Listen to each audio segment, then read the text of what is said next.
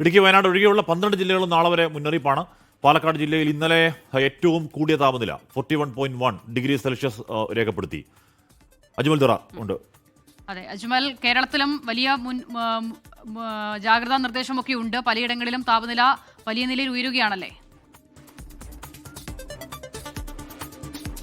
ഹാഷ്മി, അശ്വിത, ഈ പറഞ്ഞതുപോലെ ഇന്ത്യയുടെ പല സംസ്ഥാനങ്ങളിലും ചൂട് അതിരൂക്ഷമായി തുടരുന്നത് പോലെ തന്നെയാണ് കഴിഞ്ഞ കുറച്ച് നാളുകളായി കേരളത്തിലും ഈ താപനില ഉയർന്നു തന്നെ തുടരുന്നത്.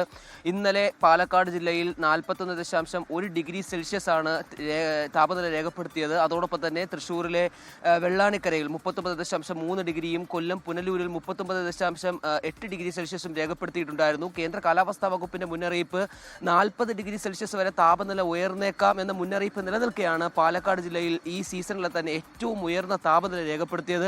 ഇതോടൊപ്പം തന്നെ അൾട്രാ വയലറ്റ് ഇൻഡെക്സും അതിരൂക്ഷമായി തുടരുന്നുണ്ട്. ഈ സാഹചര്യത്തിൽ പൊതുജനങ്ങൾ ദുരന്ത നിവാരണ വകുപ്പിന്റെയും അതോടൊപ്പം തന്നെ ആരോഗ്യ വകുപ്പിന്റെയും ജാഗ്രതാ നിർദ്ദേശങ്ങൾ പാലിക്കണമെന്ന് ഈ വകുപ്പുകൾ തന്നെ പുറത്തിറക്കുന്ന വാർത്താക്കുറിപ്പുകൾ തന്നെ പറയുന്നുണ്ട്. അതോടൊപ്പം തന്നെ 12 ജില്ലകളിൽ നിലവിൽ യെല്ലോ അലർട്ടുണ്ട്.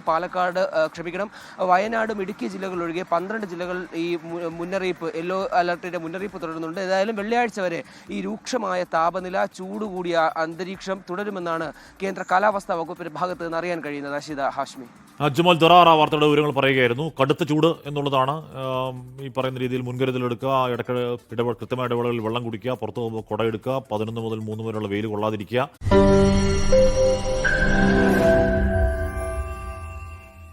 ലോകത്തെവിടെയായാലും ഏത് സമയത്തും 24 വാർത്തകളും ഓഗ്മെന്റഡ് റിയാലിറ്റി പാക്കേജുകളും എക്സ്പ്ലെയിനറുകളും വിശദമായി കാണാൻ ഞങ്ങളുടെ യൂട്യൂബ് ചാനൽ നിങ്ങൾക്ക് സബ്സ്ക്രൈബ് ചെയ്യാം.